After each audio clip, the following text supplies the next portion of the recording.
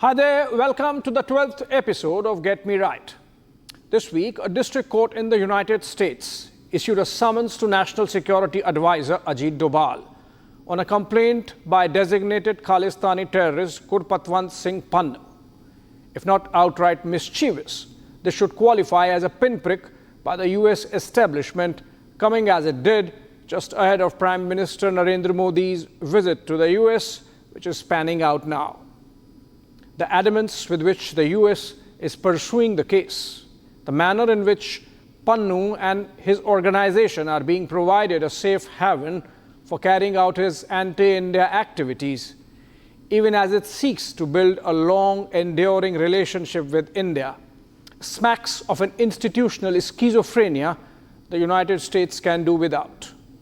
I'll give you a deep dive on the historical linkages of the Western deep state, not just in the US, but also in Canada and the UK, with this anti-India Khalistan ideology.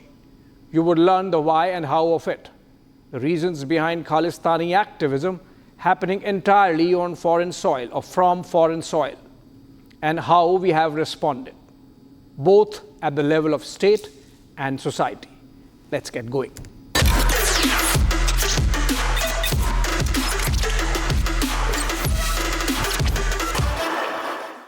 On Wednesday, September 18, news broke of a district court in New York issuing summons to India's National Security Advisor Ajit Doval and former Raw Chief Samant Goel, among others. This was in response to a civil lawsuit filed by Khalistani terrorist Gurpatwant Singh Pannun, who spearheads the Sikhs for Justice, a US-based organization campaigning for separate state of Khalistan carved out of India's Punjab. SFJ has been proscribed under India's anti-terror laws, and Pannun, who holds both US and Canadian citizenship, declared a designated terrorist. The lawsuit follows another case going on in the same court, where the US law agencies have sought a criminal prosecution of an Indian national, Nikhil Gupta, who is accused of hiring hitmen to eliminate Pannun. Gupta, according to FBI, planned this at the behest of a former RAW officer, Vikram Yadav. Arrested last year from Prague, the capital of Czech Republic, and repatriated to the US early this year, Gupta is in a New York prison awaiting trial to start in the Pannun assassination attempt case. The plot unraveled when, according to an FBI charge sheet filed in the same court, Gupta ended up hiring hitmen who happened to be US law enforcement officials. In effect, Gupta and hence Yadav walked into an FBI trap and were exposed. The high-profile case has become a point of diplomatic tiff between India and the United States, almost of the level of Devyani Khobragade episode of 2013. The escalation from the US side saw the issue coming up in talks between Prime Minister Modi and President Joe Biden during their state visit of June last year. As we have said before, we continue to expect accountability from the government of India in relation to the alleged role of an Indian government employee in the failed attempt to assassinate a US citizen on US soil that occurred last summer. And we continue to raise our concerns directly with the Indian government at senior levels. Subsequently, India set up a high-level inquiry committee headed by NSA Doval himself. And since then, a lot of diplomatic to and fro has happened between the two sides. The timing of the summons is highly provocative, if not outrightly mischievous. Doval is presently in the United States as part of Prime Minister's delegation. The summons is procedural. A court is bound to seek a response from the respondents, and obviously in a democracy, a citizen cannot be stopped from filing a petition. Also, nothing is going to come out of this, as all the officials named by Pannun, including Doval, enjoy sovereign immunity. In the petition, Pannun is seeking damages for the threat to his life and the mental trauma he has suffered owing to the episode.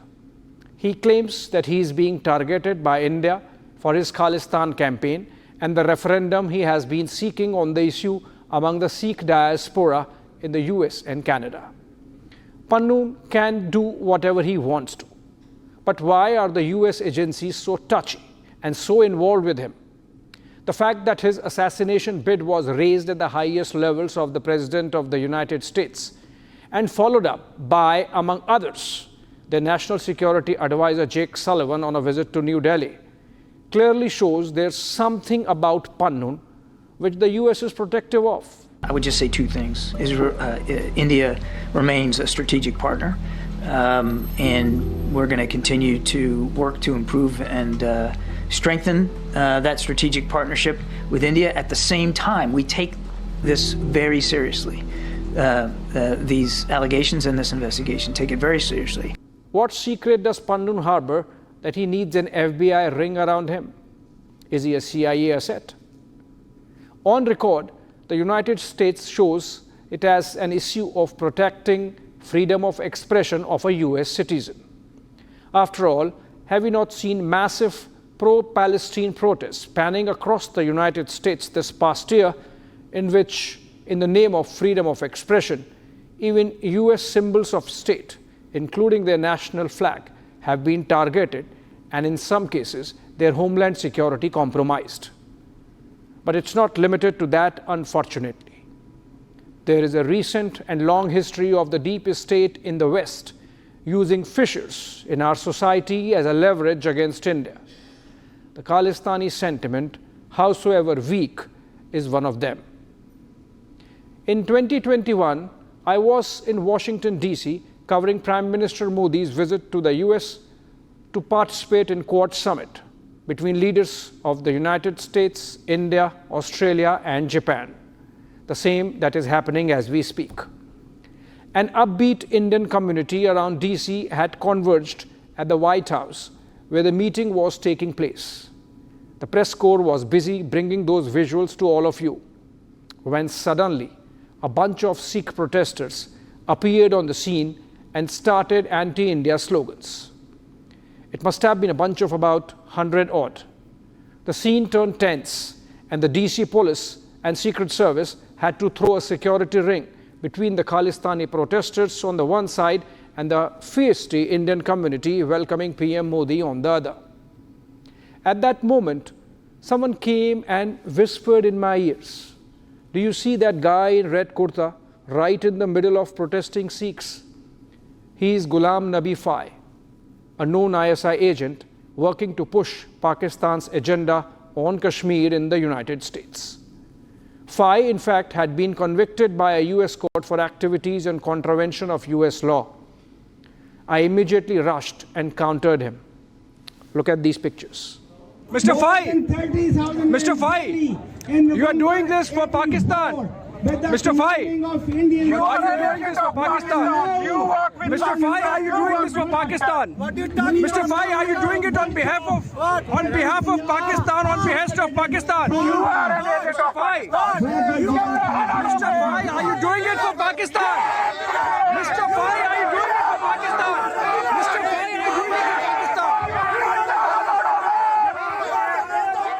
Did you see how the protesting Khalistanis surrounded him in a protective ring and started abusing me instead? The episode left me wondering about a lot of things. Aren't you curious why the Americans would allow anti-India Khalistani protests outside the White House when inside they were raising a toast to the ever-strengthening strategic partnership between India and the United States?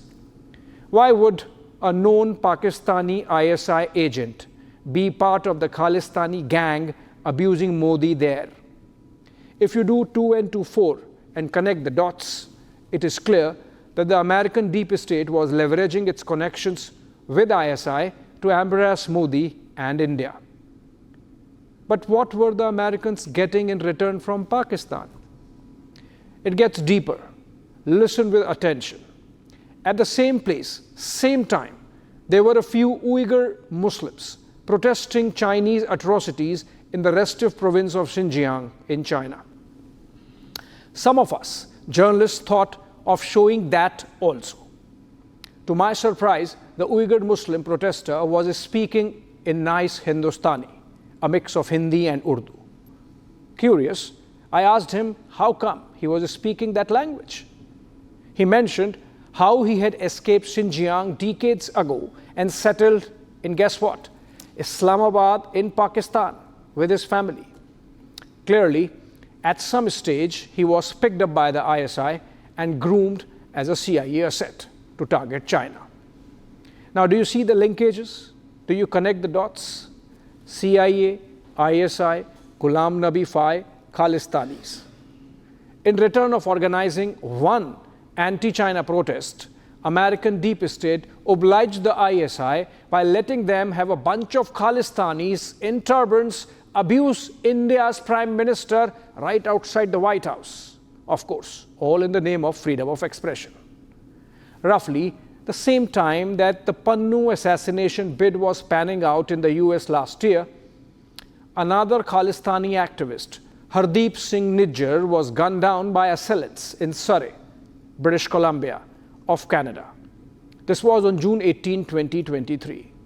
Nijjar was a naturalized Canadian citizen and, so far as India is concerned, was a terrorist associated with the militant group Khalistan Tiger Force, as also spearheaded the Khalistan referendums of SFJ and hence was an associate of Pannun.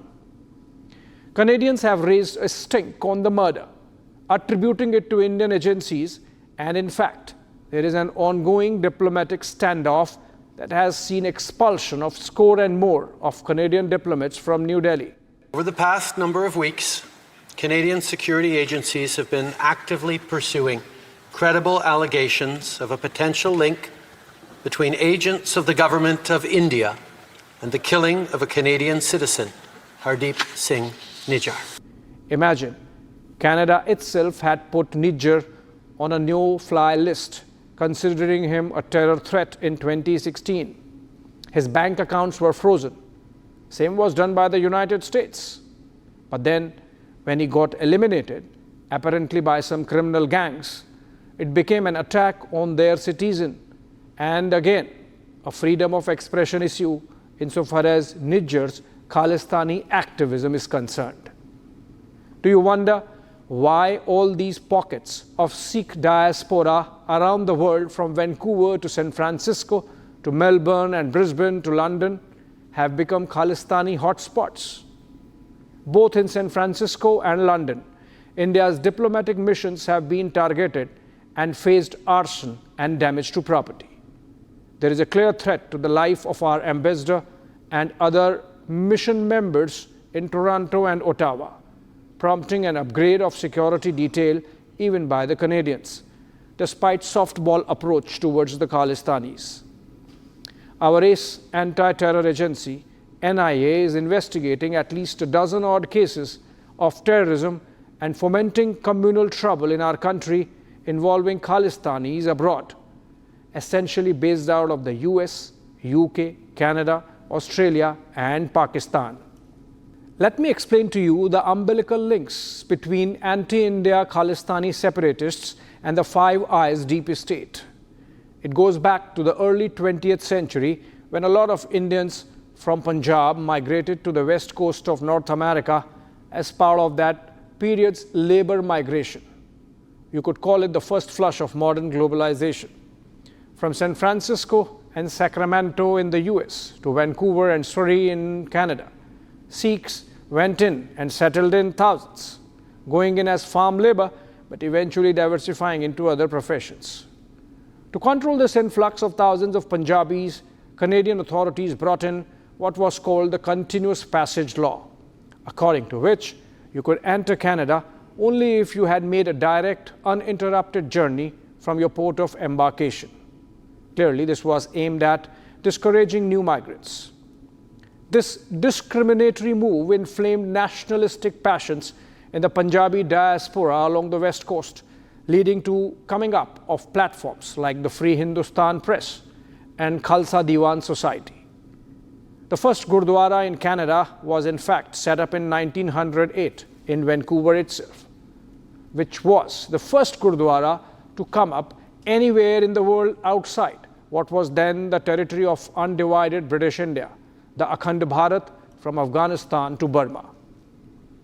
The nationalistic feelings led the Ghadar movement shaping up among the expat Sikh community in the US and Canada. Remember the Gadar Party of Madam Kama and others? It was set up in San Francisco in 1913 with Sikh leader Sohan Singh Bhakna as its president. Lala Hardyal was charged with bringing out Gadar Party's weekly, later also edited by Kartar Singh Saraba. The Komagata Maru episode of 1914, just a year later, in which a shipload of Sikhs was denied disembarkation in Vancouver due to continuous passage law, inflamed such passions that the Gadarites planned an armed mutiny to overthrow the British colonial government of India. Thousands of Sikhs across Americas sold off their properties and came back to Punjab and India to carry out what they thought would be a successful rebellion. The colonial British intelligence got interested and infiltrated the Sikh diaspora across the Commonwealth. To cut the long story short, the connections of the British intelligence and in the post-colonial period, owing to the brother network, the US and Canada deep state, with the Khalistanis, has those deep roots. Remember the recent joint appearance of the CIA and MI6 chiefs, which in fact I discussed in the last episode of Get Me Right. Close watchers of India's national security would recall the infamous Rabinder Singh spy case of 2004. Singh, a joint secretary in RAW, escaped with his wife to the United States on May 7 that year. He had turned the CIA asset right inside the deepest of India's intelligence apparatus, while working on the counterintelligence desk dedicated to tackling the Khalistani menace. The US role got exposed when a red-faced RAW found in its investigation that the tickets from Kathmandu to the US and the hotel room used by Singh and his wife during their stay in Kathmandu were both booked by an American national who was easily identified as a CIA agent. In his great book called The Khalistan Conspiracy, former RAW officer GBS Sidhu recalls how then RAW chief R.N. Kao visited London and Zurich in early 1984 to meet some Khalistani elements and seek their cooperation in getting Jarnail Singh Bhindranwale to vacate the Golden Temple complex. It is believed that Kao met Ganga Singh Dhillon in Zurich, who was based out of Washington, D.C., and was running the Nankana Sahib Foundation in the US Capitol. Obviously, he must have been part of the CIA-ISI nexus to enjoy that kind of leverage, just like Pannun now. Remember also, those were still Cold War days, and Pakistan and the United States were clearly aligned against India. I need to narrate one more anecdote from this fantastic book before I move on. Back in 1976, when Sidhu was sent as RAW station officer to Ottawa, his predecessor, Shamsher Singh, a 1957 batch IPS officer, instead of coming back to India on transfer, preferred to resign from the services, forego his pension, and return to Canada within a week to settle there. Imagine, our intelligence officer, a senior IPS officer at that, perhaps was compromised enough to give up on his nationality and become a Canadian citizen. The Canadians obviously obliged because they valued the services Shamsher Singh must have provided. But you must be curious, why is it that almost the entire Khalistani sentiment is outside of India? Imagine the irony. Sikh freedom fighters, Kartar Singh Sarabha, Udham Singh, Sohan Singh Bhakna, or even Bhagat Singh, did not make those sacrifices for a separate Sikh state of Khalistan. They fought for India. They died for India.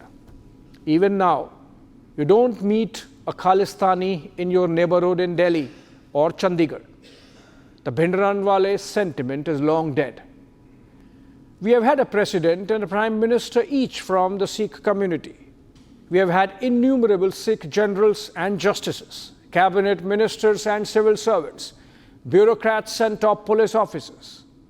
The deep state in the West might be using it as a leverage against a rising India, but there is a reason why this Khalistani sentiment, howsoever weak, has sustained among a section of the Sikh diaspora only outside India.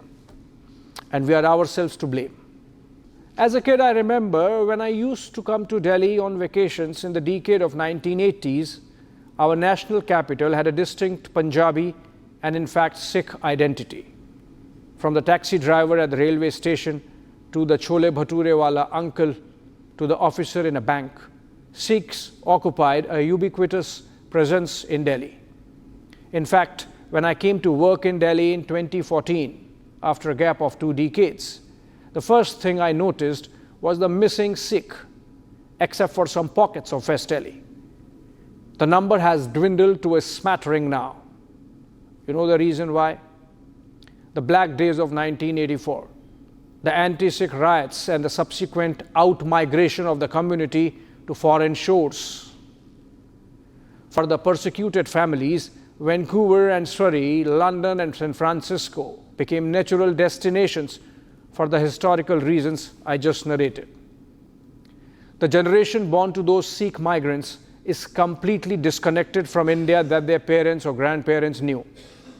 This new generation, with a sense of persecution complex and no India connect, forms a receptive audience for these bunch of Khalistanis. It is both a national security and a societal challenge. To make Sikhs from the diaspora, particularly the youngsters, feel welcome and to make them connect with India again. The Modi government has done a lot in the last few years on Sikh inclusivism, and despite the farmers' protest setback, that's the way to go. When you know all this, you understand what dangerous game Rahul Gandhi, India's leader of opposition now, played recently during his trip to the United States. Given that 1984 has direct connection with both his grandmother and his father, the fact that the 1984 Sikh purge in Delhi would not have happened but for the mistakes of Indira Gandhi, our then Prime Minister, and the complete complicity of the Rajiv Gandhi government in unleashing the rampaging mobs of Congress on the Sikhs in Delhi. The fact that as late as this week, charges are getting framed against another Congress leader, Jagdish Titler. Fight is not about politics. That is superficial. What is your name? Brother, yeah, with the turban? What is your name? Bhalinder Singh. The fight is about whether he, as a Sikh, is going to be allowed to wear his turban in India. Or he, as a Sikh, is going to be allowed to wear a kada in India. Or he, as a Sikh, is going to be able to go to Gurdwara. That's what the fight is about. We don't need another round of the games Gandhi's played in Punjab, with Sikhs and ultimately with India. Better sense must prevail in the Congress leadership and with the advisors of Mr. Rahul Gandhi. Coming back to the United States and Pannun plea, you know what? The petition mentions that Pannun is still scared for his life, in support of which he shows how Prime Minister Narendra Modi mentioned that the new India ghar mein ghus ke marta hai in his stump speeches during the general elections. Also, that many of those anti-India Lashkar-e-Taiba and Jaish-e-Mohammed terrorists gunned down by unknown gunmen in Pakistan over the last 2 years had some India hand. Bharat वही महान पाटलिपुत्र और मगध वाला भारत है। भारत वही चंद्रगुप्त मौर्य वाला भारत है।